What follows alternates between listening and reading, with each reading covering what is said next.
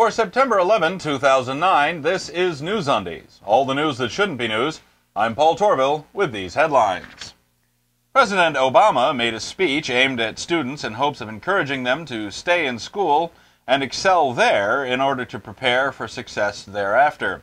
Parents who felt snubbed in the last presidential election decided to keep their children home for fear that a 10-minute speech from the charismatic president will turn their children into card-carrying death panelist commies. Of course, the years of indoctrination in the family church mean nothing next to a few well-chosen, sweet, sweet words of indoctrination from the middle-aged half-Kenyan attorney from Illinois. And while we're on the subject of indoctrination, Bill Gates will be pushing a stay-in-school and work-hard message for kids by way of the Viacom channels popular with children, including MTV and Nickelodeon. Is this okay? Does anyone old enough to vote associate Bill Gates with anything other than Microsoft? Could this be some kind of veiled sales pitch? It's obvious that kids in general pay far more attention to MTV and Nick than to their teachers. When was the last time you saw a pack of kids roaming the mall with t-shirts that say, "My history teacher is awesome"? I'm guessing it never happens. You're more likely to see a pack of girls either attracting boys to the yard with their milkshake or parading the latest High School Musical or Hannah Montana kitsch, beaming with pride. Rod Blagojevich. Catholics and other religious folks around the world have hardly noticed a statement from Pope Benedict XVI telling us that religion should build peace and fight racism. A nice sentiment, to be sure. Of course, the Bible is full of accounts of murder, genocide, rape, racial and ethnic violence, and slavery, nearly all done on God's say-so. I'm not sure, but it seems to me that if they're basing their effort to build peace and fight racism on this book, they should either revise it or replace it. More news after this. Hey gang, it's time for celebrity birthdays once again. I got my cake hat on, let's rock! For Saturday the 5th, Jesse James, dead. Jack Daniel, dead. George Lazenby. Sunday the 6th, Joseph P. Kennedy Sr., he dead. Joanne Worley and Jeff Foxworthy. Monday the 7th, Grandma Moses, who's dead. Buddy Holly, he dead. Julie Kavner, she not dead. For Tuesday the 8th, Sid Caesar, the man after whom the salad is named. Peter Sellers, dead. Mark Foley, Wednesday the 9th, Harlan Sanders,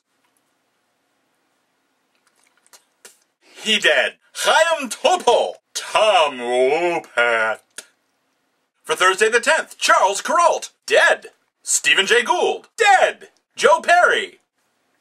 Friday the 11th, Pinto Colvig, Goofy, Pluto, Bozo the Clown, come on, he dead. Herbert Lum. And Brian De Palma. That's it for celebrity birthdays. I'm Paul Torville, and I am done! A female UN worker was arrested in Sudan for wearing pants in public. As if Sudan has nothing else to worry about besides whether women wear pants. In a blatant bring it on to local authorities, she's quit her UN position in order to be free of the legal immunity that it offers.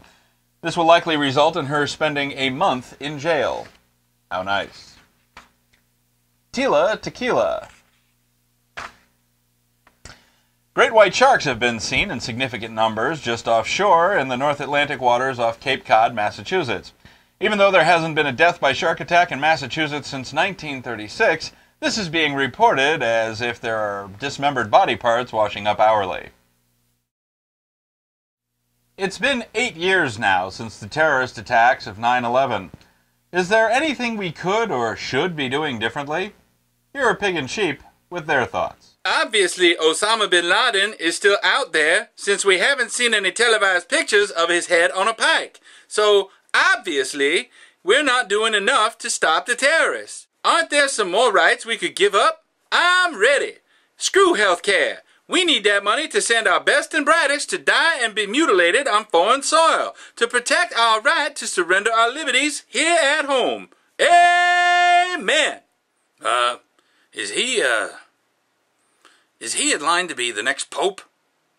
Listen, certainly there are still people out there who want to do harm to America and Americans, whether for political, religious, or other reasons. They may be objectively justifiable, they may not be.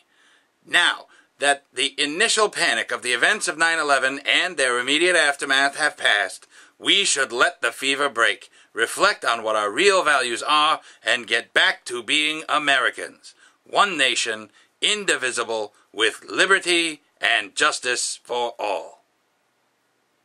That's what Pig and Sheep think. What are your thoughts? Email them to ovcomments@newsundies.com. Space smells. Nearly 50 years of manned spaceflight, and we're just getting this news?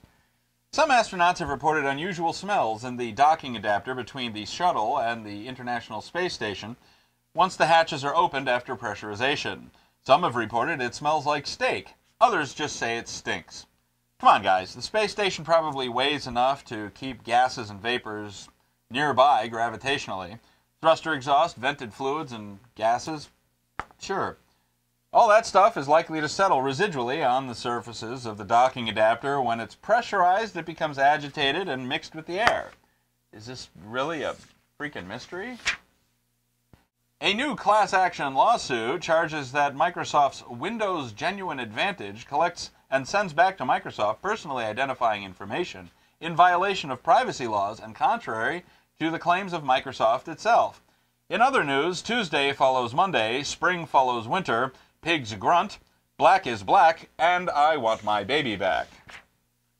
Michael Jackson is still dead. Thank goodness. Billy Mays is also still dead. And that's a relief. Honestly, I was just about done with his yelling. Charles Gibson, a longtime ABC News personality and anchor of ABC's World News Tonight since May 2006, is retiring. Given the list of news luminaries who've preceded him, including Cronkite, Brinkley, Reasoner, Reynolds, Gibson, a personable fellow to be sure, hasn't been the most authoritative anchor ever. Thanks for keeping the chair warm, Charlie. We'll have more after this.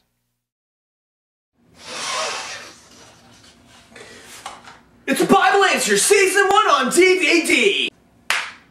Each set includes all 13 episodes, including outtakes and commentary. Outtakes and commentary! Buy Bible Answers Season 1 on DVD today! Buy our DVD! Buy Bible Answers Season 1 on DVD today. Michelle Obama's hair.